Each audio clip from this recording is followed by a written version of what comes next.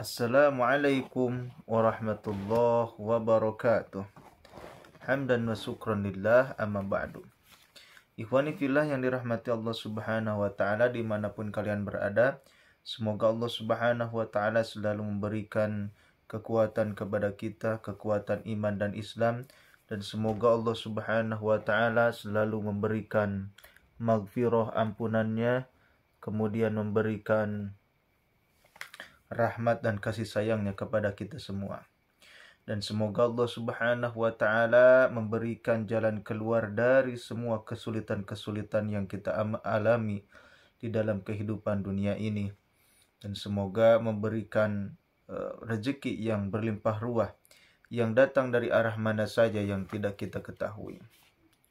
Ikhwani fillah yang dirahmati Allah subhanahu wa ta'ala, kali ini saya akan membahas masih tentang bab munakahah, bab permasalahan tentang berumah tangga. Karena apa, hadirin yang mulia? Karena di dalam rumah tangga itu pasti ada rintangan, pasti ada ujian-ujiannya. Bukan pasti lagi, banyak ujian-ujian yang menerpa kepada orang-orang yang berumah tangga. Mungkin itu dimulai dari ekonomi, dimulai dari keluarga, anak-anaknya, kemudian tetangga dan lain sebagainya. Dinamakan rumah tangga itu karena ada tahapan-tahapannya.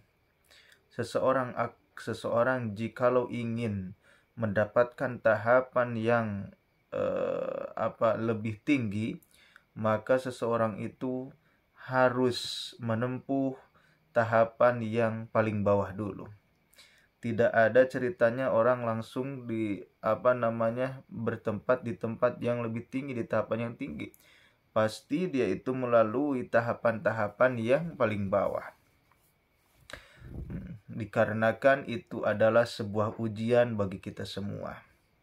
Allah subhanahu wa ta'ala menciptakan ujian-ujian yang datang kepada kita itu untuk menguji kita semua. Ayyukum ahsanu amala, siapakah di antara kalian yang lebih baik amalnya, lebih baik perbuatannya.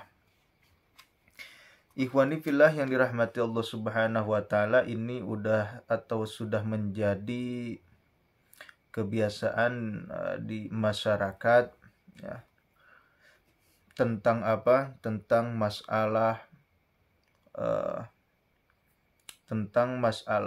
memperlambat kehamilan atau memutus kehamilan itu sendiri.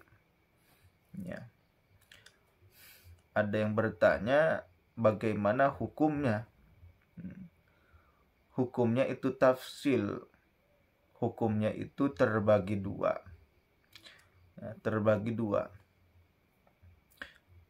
Kenapa kok bisa menginginkan misalnya lambat daripada kehamilan?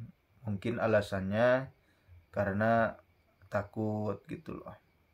Misalnya kalau seseorang atau wanita tersebut satu kali melahirkan tapi dengan cara yang misalnya tidak tidak normal, misalnya disesar atau apa, maka ketika dia hamil lagi, maksudnya setahun dari itu hamil lagi misalnya, nah itu akan lumayan agak menyakiti gitu loh, akan sakit lagi karena bekasnya. Jadi misalnya satu tahun terus. Nah itu boleh diperlambat ya. Itu boleh diperlambat. Dan diperlambat itu juga diperlambat itu juga hukumnya makruh. Ya bisa kita katakan itu KB ya, KB.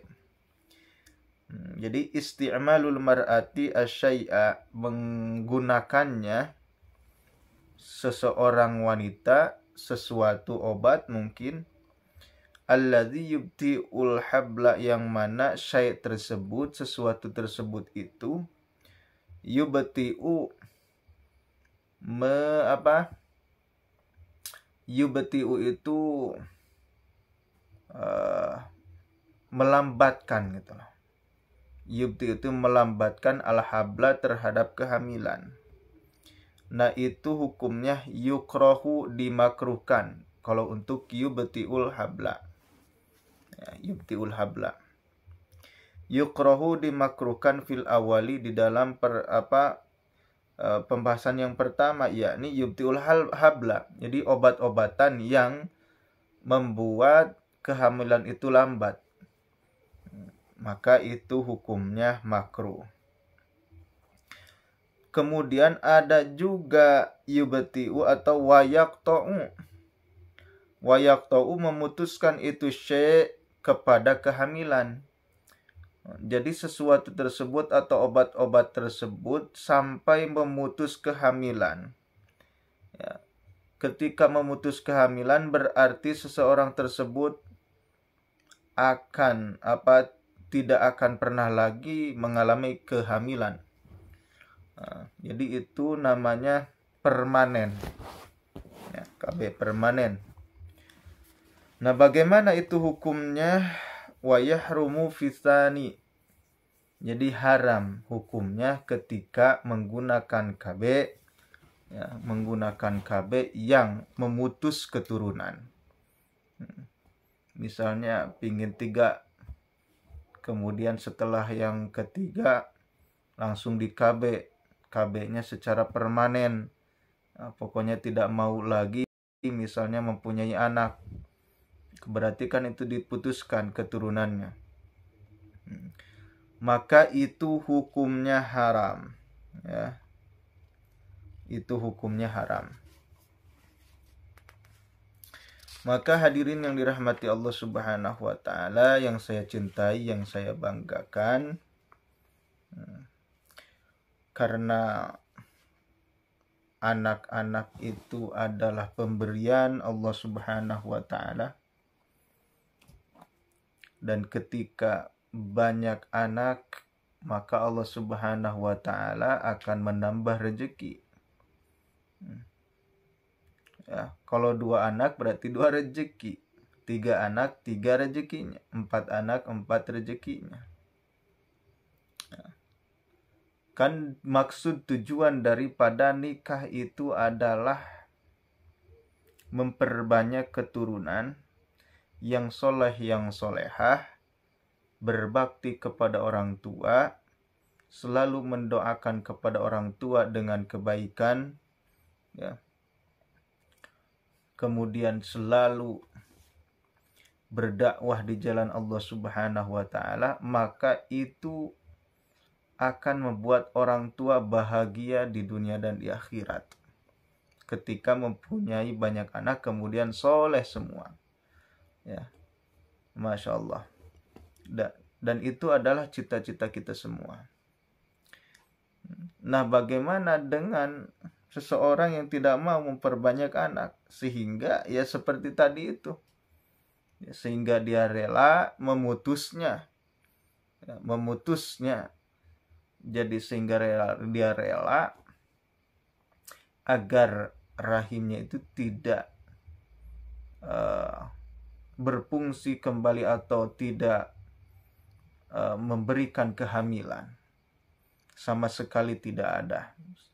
Sama sekali tidak akan terjadi lagi kehamilan. Nah, maka itu hukumnya haram. Maka mudah-mudahan Allah Subhanahu wa ta'ala memberikan kita hidayah, ya, untuk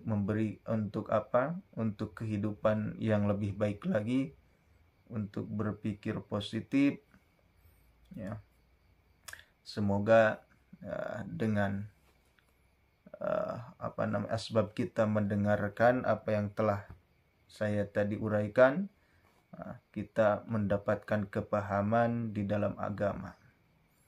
Mungkin itu saja yang bisa saya sampaikan. Mudah-mudahan Allah Subhanahu wa ta'ala selalu memberikan kepada kita kekuatan di dalam mengamalkan agama. Billahi taufiq wal hidayah. Wassalamualaikum warahmatullahi wabarakatuh.